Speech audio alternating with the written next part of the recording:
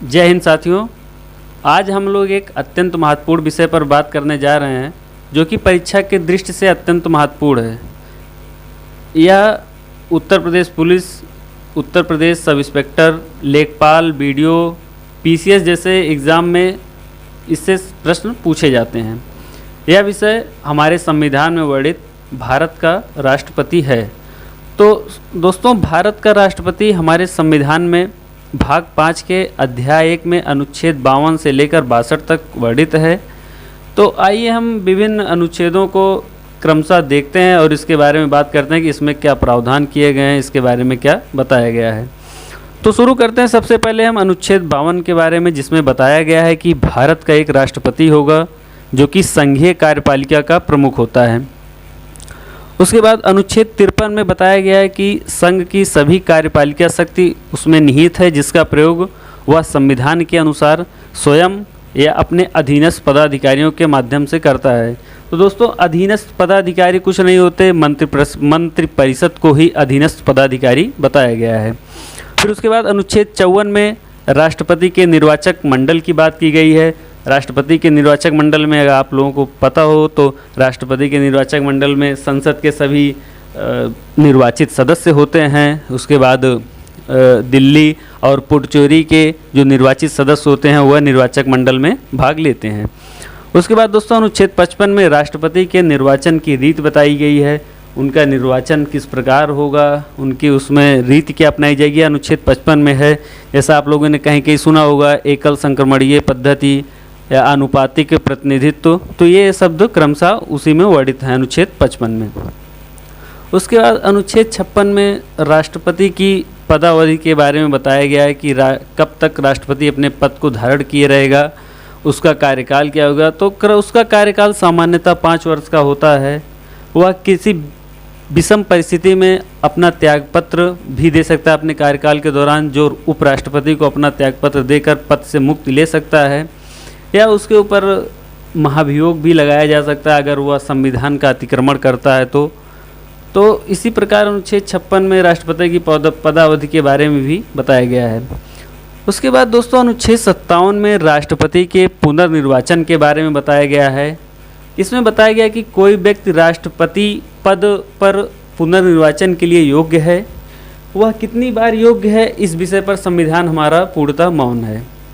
तो जैसा कि हम लोगों ने अमेरिका में देखा है, तो वहाँ पर सिर्फ 2 बार ही राष्ट्रपति के पद पर आप चुनाव लड़ सकते हैं या निर्वाचित हो सकते हैं।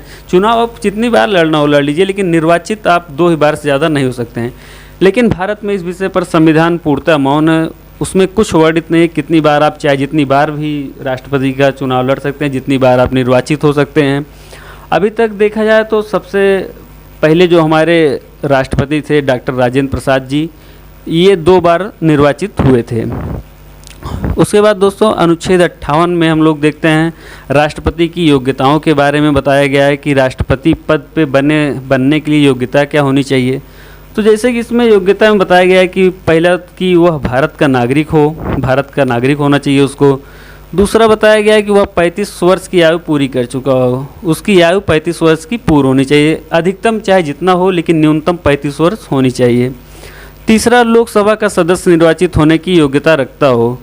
तो दोस्तों, जैसे उपराष्ट्रपति का है तो वह राज्यसभा के सदस्य निर्वाचित होने की योग्यता रखे, उसी तरह राष्ट्रपति के लिए लोकसभा का सदस्य निर्वाचित होने की योग्यता रखनी चाहिए। उसके बाद दोस्तों, अनुच्छेद 59 में बताया गया कि राष्ट्रपति अपने कार्यकाल की अवधि में कोई अन्य पद ग्रहण नहीं कर सकता है।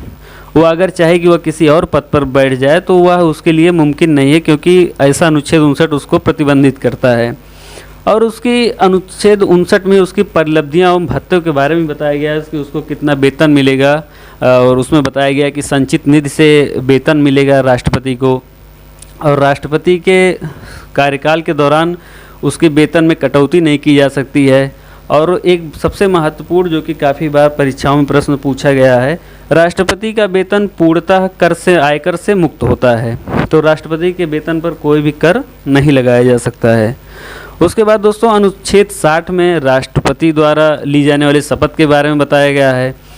आप लोगों को पता हो तो संघ के जो मंत्री होते हैं, इनके बारे में प्रावधान जो है अनुसूची 3 में दिया गया है कि वो शपथ कैसे लेंगे, उसमें शपथ की व्यवस्था क्या की गई, अनुसूची 3 बताया गया है।